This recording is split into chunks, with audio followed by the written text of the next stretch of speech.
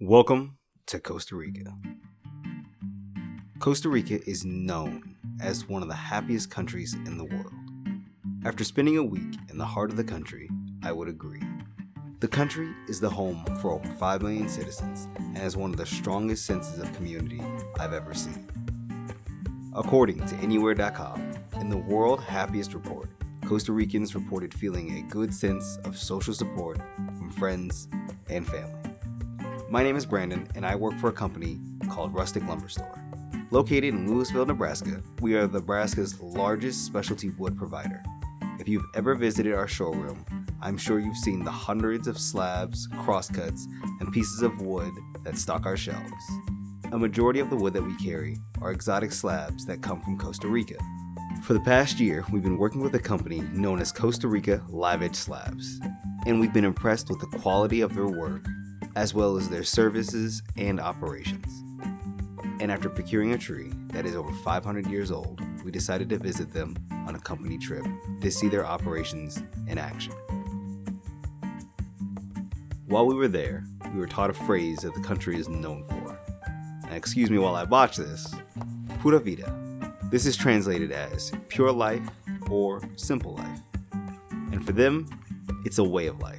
We were told that they use it for everything. Saying good morning, Pura Vida. Saying good night, Pura Vida. No worries, Pura Vida. Need something done and you're gonna take care of it?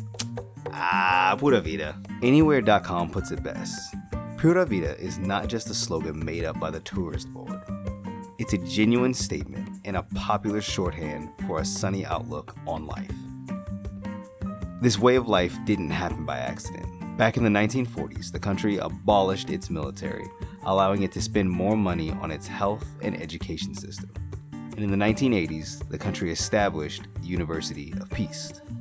The Costa Rican government has dedicated itself to its people, its culture, and its environment. The country actively works on reducing its carbon footprint and being completely carbon neutral. This is why Costa Rica has over 90% of their electrical power coming from renewable sources. And to assist in the carbon reduction, the country has worked vigorously with its reforestation project. According to CNN, Costa Rica is the first tropical country to have stopped and subsequently reversed deforestation. Back in the 40s, 75% of Costa Rica was covered by beautiful rainforest. Then loggers arrived with chainsaws in hand and cleared out the land to grow crops and raise livestock. While there's an ongoing debate about the extent of the deforestation, it is thought that between half and a third of the forest that was covered had been destroyed by 1987.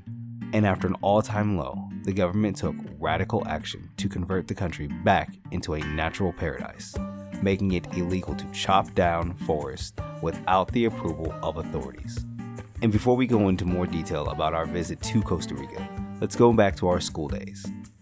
In case you're like many who have forgotten our 7th grade science class, me included, allow me to explain how trees store carbon to help fight climate change.